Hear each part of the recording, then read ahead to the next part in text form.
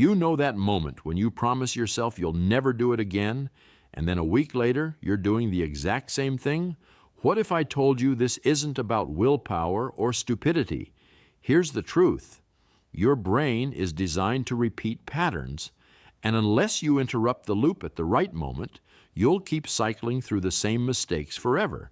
It's like having a GPS that keeps routing you through the same traffic jam, but instead of updating the software, you just keep driving. Next time you catch yourself making the same mistake, notice what happens. There's always a moment right before where everything feels familiar. That's your pattern running on autopilot. When you understand how these loops work, you realize you have an exit ramp. You can keep following the old route, or you can choose a different path. Everyone knows someone who seems to learn from everything the first time. They're not smarter than you. They just know something you're about to discover. Here's something wild. Your brain is wired to repeat patterns, even destructive ones, because patterns feel safe. I keep choosing the wrong people. We say this like we're victims of bad luck, but your brain is actually following a script it learned years ago. The pattern recognition paradox is this: the same system that helps you survive also keeps you stuck. Your brain creates neural pathways based on repetition. The more you do something, the deeper the groove becomes. Eventually, your brain doesn't even question it anymore. It just runs the program. You promise yourself you won't procrastinate on the next project. But the deadline approaches, and suddenly you're scrolling social media again. This isn't laziness. Your brain is following the same neural pathway it's followed 100 times before.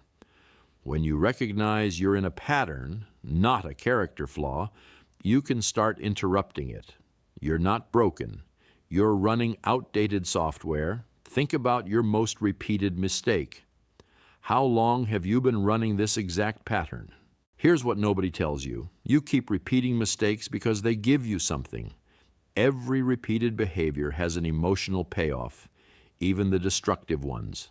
Maybe your mistake is overcommitting and burning out, but the payoff is feeling needed and important. Maybe you keep dating emotionally unavailable people, but the payoff is never risking real intimacy. You stay late at work again, missing another family dinner. You swear you won't do it, but the payoff is feeling valuable and avoiding the discomfort of setting boundaries. The mistake continues because the emotional reward is immediate and the consequence feels distant. When you identify what you're really getting from your mistake, you can find healthier ways to meet that need. Feeling important doesn't require self-sacrifice. You can get that need met without the cost. Examine your recurring mistake. What emotional need is it secretly satisfying? That's your key to breaking free. There's knowing something in your head and knowing it in your nervous system. That gap is why you repeat mistakes even when you know better. Most people think awareness is enough. I know I shouldn't do this. But intellectual knowledge lives in your thinking brain. Habits live in your automatic brain, and they don't speak the same language. You know you should speak up in meetings, but when the moment comes, you freeze. Knowing and doing are separated by the awareness gap. This gap exists because understanding something cognitively doesn't rewire the neural pathways that control your automatic responses. Your thinking brain says, "Don't send that angry text," but your automatic brain already hit. Send. To close the awareness gap, you need to catch yourself in the moment before the pattern runs. That's when you can intervene. The moment of choice isn't after the mistake. It's in that split second before. Practice catching yourself earlier in the pattern each time. Eventually, you'll interrupt it before it starts. Every repeated mistake has a trigger chain, a sequence of events that leads inevitably to the same outcome. When you map this chain, you find your intervention points. Think of your mistake as the last domino falling, but 5 dominoes fell before it to make that happen. If you can stop domino 3, you never get to the mistake. You always fight with your partner about the same thing, but the fight doesn't start with the argument. It starts when you came home already stressed, then skipped dinner, then saw that text message. By the time you're arguing, 3 triggers already fired. When you identify your trigger chain, you can interrupt it early. Map your last 3 times making this mistake. What happened right before? And before that, you'll see the chain. That chain shows you exactly where to intervene.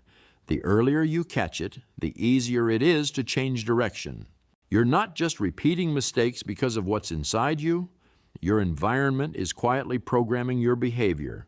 Here's the environment trap. You keep yourself in situations that make the old behavior the path of least resistance. Your brain always chooses the easiest available option. If your environment makes the mistake easy and the change hard, you'll keep making the mistake. You want to stop mindless snacking, but your kitchen counter is covered in chips and cookies. Your environment is voting for the old behavior. Change is exhausting when you're fighting your surroundings every moment. When you redesign your environment to support your new behavior, change becomes automatic. Want to stop checking your phone first thing in the morning? Put it in another room. Environment changed. Behavior changed. Look at your repeated mistake. What in your environment is making the old behavior easy? Change your surroundings. Change your patterns. The deepest reason you repeat mistakes is identity. You've built a story about who you are, and your brain will do anything to prove that story true. I'm just not good with money. I'm always late. I'm terrible at relationships. These aren't observations. They're identity statements, and your brain treats them like facts to defend. You say, I'm just not a morning person, so you keep hitting snooze and rushing. But you're not discovering truth. You're creating it. Your identity becomes a self-fulfilling prophecy when you realize your identity is a story you're telling yourself, not a fixed truth. You become free to rewrite it. I'm someone who's learning to manage money better. Now your brain looks for evidence of growth instead of evidence of limitation. What identity are you defending by repeating this mistake? What new identity could you choose? You're not discovering who you are. You're deciding. Your brain treats your future self like a different person. That's why you keep making mistakes that hurt you later. This is the consequence disconnect. When you're about to repeat a mistake, the reward is immediate and vivid. The consequence is distant and abstract. Your brain always chooses the immediate option.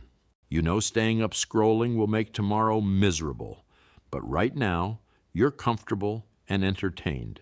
Future tired, you seems like someone else's problem. This is why New Year's resolutions fail. Your brain in January can't feel the difficulty your brain will face in February. To bridge this disconnect, you need to make future consequences feel present. Before you repeat the mistake, pause and vividly imagine tomorrow. How will you feel? What will you regret?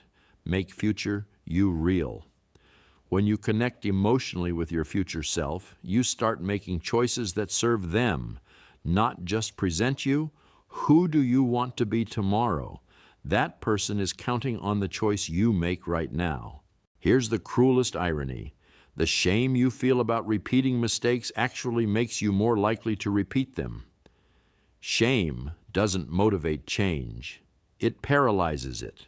Every time you make the mistake and then attack yourself, you're deepening 2 patterns, the mistake itself and the shame response that follows. You oversleep again and spend the morning telling yourself you're lazy and undisciplined. Now you feel terrible, so you seek comfort in old familiar behaviors, which often means repeating other mistakes. Shame creates the emotional state where mistakes feel inevitable. When you replace shame with curiosity, everything shifts. Interesting, I did it again. What was different this time? What can I learn? Curiosity opens possibilities. Shame closes them. You can't hate yourself into positive change. You can only grow from a place of self-compassion. How do you talk to yourself after making a mistake? That conversation determines whether you'll repeat it. Sometimes you repeat mistakes because you genuinely don't have the skills to do differently yet. This is the skill deficit delusion, assuming you should already know how to do something you've never learned. You keep having awkward conversations because you were never taught communication skills. You keep mismanaging money because you were never taught financial literacy. You beat yourself up for not setting boundaries, but nobody ever taught you how. You're expecting yourself to have skills you never developed. This isn't failure. This is a learning opportunity. When you recognize a skill deficit, you can address it directly. I keep making this mistake because I don't know how to do it differently yet. What skill do I need to learn? Then you go learn it. You read the book, take the course, find the mentor. What looks like a character flaw is often just a skill gap. Skills can be learned at any age. What skill might you be missing that keeps you repeating this pattern? Once you name it, you can build it. Here's what individualistic culture won't tell you. Most repeated mistakes continue because you're trying to change in isolation. Humans are social creatures. We need accountability, encouragement, and sometimes just witnesses to our struggles. When you're alone with your patterns, they have total power. You keep falling back into old habits because there's nobody to notice, nobody to check in, nobody to celebrate small wins with. Your environment includes people, and people shape behavior more than almost anything else. When you build the right support system, change becomes collaborative instead of lonely. Tell someone you trust about the pattern you want to break. Ask them to check in weekly. Share your wins and struggles. Suddenly, you're not alone with this anymore.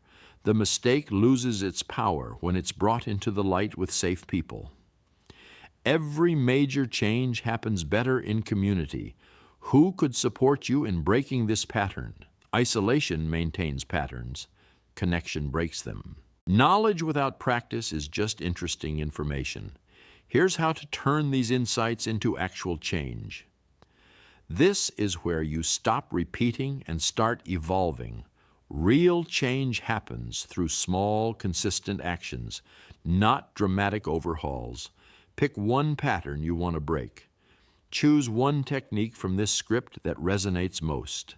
Maybe you'll map your trigger chain this week. Maybe you'll identify your emotional payoff. Choose one and practice it deliberately for 7 days. When you catch yourself in the old pattern, apply your chosen technique. Each time you interrupt the loop, you're weakening the old pathway and strengthening a new one. Start tiny. If your mistake is procrastination, don't try to become perfectly productive. Just catch yourself 5 minutes earlier than usual. That's progress. By next week, you'll catch it 10 minutes earlier. Small wins compound into massive transformation. The person who seems to learn from everything the first time, they're not superhuman. They've just practiced these interruption skills until they became automatic. You can too. Everyone repeats patterns until they learn how to interrupt them. Now you have the tools. Think about who you'll become when you're no longer stuck in the same loops. That version of you is possible. The exit ramp is right here.